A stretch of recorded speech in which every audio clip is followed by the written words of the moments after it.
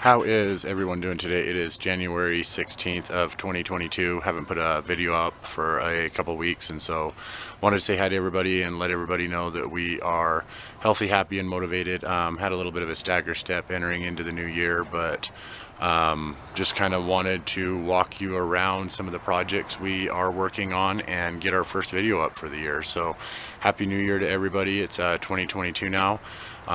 This will be our 8th growth season in this yard. It's 26 feet by 15 feet, so about 9 yards by about 5 yards is the size of it.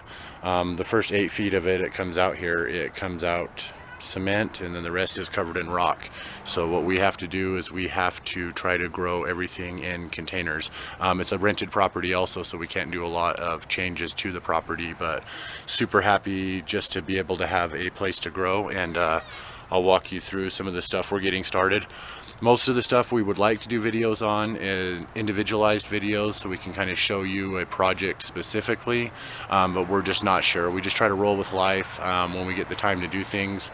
Like I was saying, it's been a couple weeks since a video, and this is one I just wanted to put up to let everybody know we are ready to grow with you all this year, and super excited. So let me walk you through the house real quick.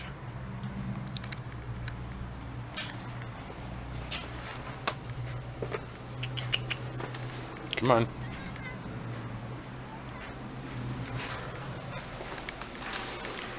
In here we got our grow shelves up already. We use a bin system to hold all the plants together and stuff.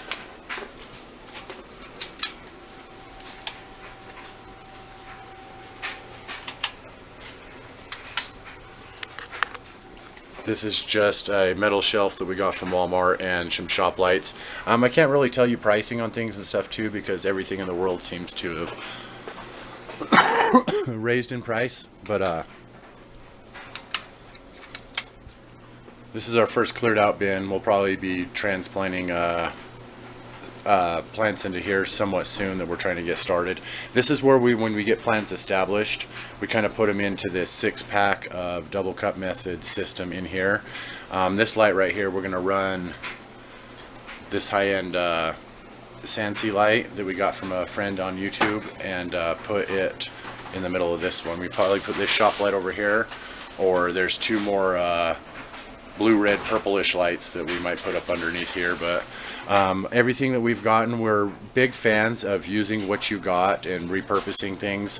So when we show you guys our setups and system, this is a system that's taken place for 7 years in a row now. So this will be our 8th season in this yard. When we've moved to a new property, we always consider that our very first gardening year. So when we very first moved here, we had a little bit of gardening experience before we moved in, but it was mostly about growing in our unique microenvironment and stuff. But these shop lights work pretty good, and they can be somewhat cheap. We got them, I believe, from Home Depot.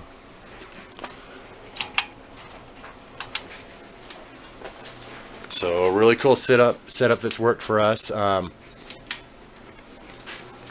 We also have a greenhouse, like the typical greenhouses you would put for outside.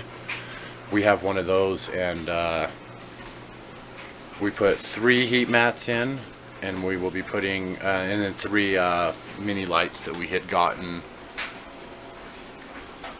over the years too. Everything we got. So if you're trying to grow something new, or you're just a beginner gardener, or you might not have access to like all this, I hate showing all this stuff, because I would suggest, you can take a cup from the cupboard just about anywhere and grow a plant in and stuff. So I'm really a big fan of growing as cheaply as possible. Some of the stuff that we've gotten through here has been gifts, and some of it's just we've collected little pieces here and there over the years. So these setups right here probably cost a couple $100 for the bins, the lights, the shelving, all that stuff, but we didn't get it all at once. And some of the stuff was gifted to us from good friends in this gardening community and stuff. But that's our grow shelf system. We'll try to show this stuff individually more. I just want to show everybody that we're triggered for the new year. We just haven't been making videos or rolling as quickly or as efficiently as we would like. So half this stuff's still not set up, but this is the typical greenhouse you would get outdoors, a small greenhouse, and we have it indoors. when we were building our systems, we have to keep cats away from getting to our plants in the soil and stuff. We have some rambunctious cats that like to get into stuff. Let me show you this right here too. This is a cocoa coir that we got from Home Depot. The squares are like, those are about $3. You can usually find them at some places. The Home Depot, I think, is the only other place other than our local nursery where I've seen them. But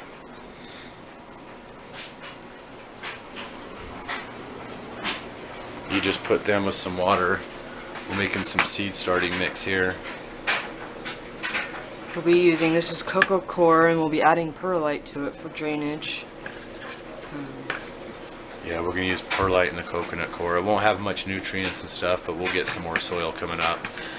We moved a big batch of indoor soil that we had outdoors during the season, and it's basically almost surely got some sort of gnats and stuff in it, and there's so much of it, and we're operating on such limited amount of space that it makes it so that it's really, really hard to try to cleanse that soil. So we'll probably be bringing in more fertilized soil. Right now we're just using cocoa coir and perlite. Some squash. Our seed sharing and saving setups. All the seeds still need to go in the vault.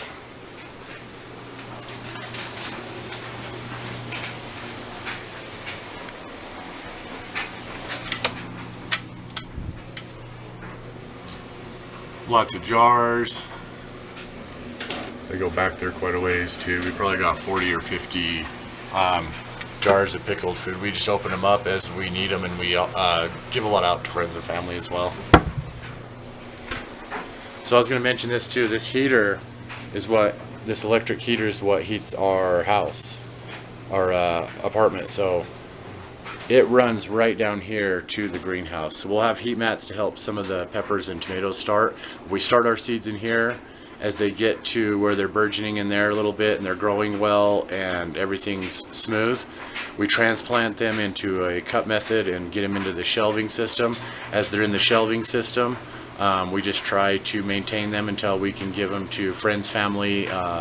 We take a lot down to our local farm market and give to some of the vendors down there that have greenhouses they can start, but it's just our living room startup setup, and this is a really, really small room. It's like a narrow area just to walk here, so super small amount of space, but trying to see what we can fit in there. I don't like that there's this much empty so far, but we're triggered. We are getting some more seed starting soil, waiting for some seed mail to show up.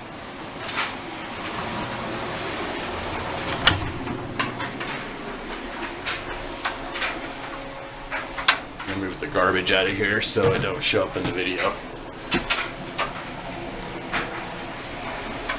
I'll kick this other light on real quick too. This is the little bathroom. So we have a couple lights up here. These ones actually last a lot longer, but they're not considered like the heat lamp lights. And then we run these, since they're a little bit warmer, for about 6 hours a day, and we run these ones for about 6 hours a day. So it kind of keeps these plants stabilized. This is two Hoyas. We want to give one away or possibly both away. I think it'd be transplanted. They're more of a viney plant and a house plant. A neighbor gave these to us from a couple lease, and we got them going. We still have mini bell tomatoes. So we went most of last year with tiny Tim tomatoes in the little bathroom, and the mini bell weren't doing anything. And now we've been able to pick a couple tomatoes off every once in a while. This is a Ponderosa Lemon from a seed we got from Geeky's Gardens. This is a mini rose bush we rescued from a grocery store. I want to be able to up-pot that one and give it away still, but it's been trimmed so many times. It's a mini rose bush. It's trying to spread a little too much, and we need as much micromanagement space in order to try to grow the best year we've ever had. Here's our avocado.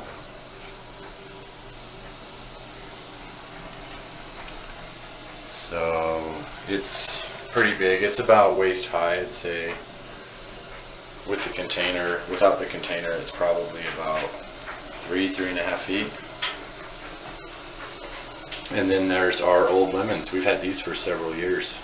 Might not never produce, but they are thriving and alive. So this little bathroom down here is more of a drier desert style environment. So when it comes to some of the houseplants, they'll do good in either one of the lights. But our upstairs bathroom that I'll take you to next is more of a hot and tropical environment. But we plan on getting some more setups in here and whatnot. And this is the bathrooms or the grow rooms that we use grow plants in, because it kind of keeps the cats out of them and it gives us a chance to kind of micro control an environment. So this would be like the hot desert environment down here in our little bathroom, and it's just not much space. So let me take you to the upstairs one real fast.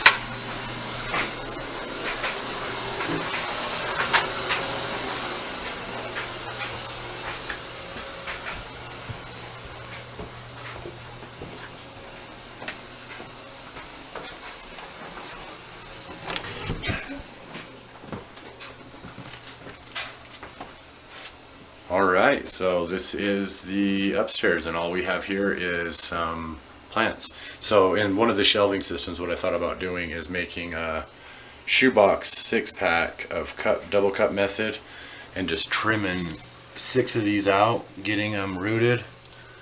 This is a Variegated Diaphracchia.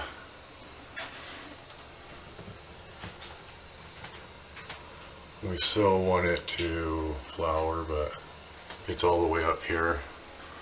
This is more of a humid environment, especially since we have our bathtub and shower in here.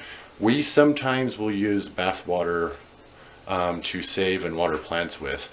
If you use a not too perfumey sort of soap in your baths, then that won't cause it a problem. And a lot of times too, we throw Epsom salt in our bath water to help with sore muscles and things like that.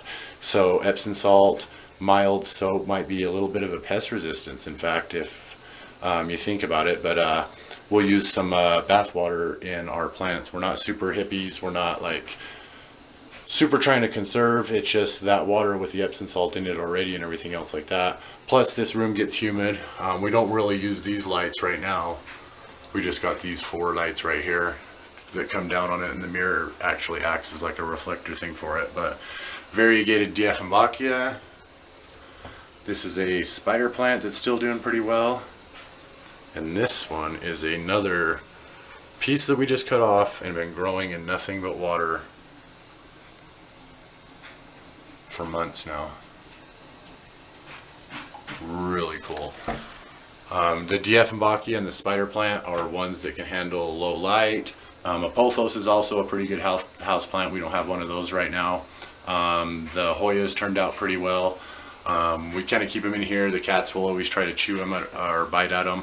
A little more voraciously than probably even other people's cats might. They just really treat the plants like they're enemies and go after them. But this is the upstairs one. The humidity makes it pretty good.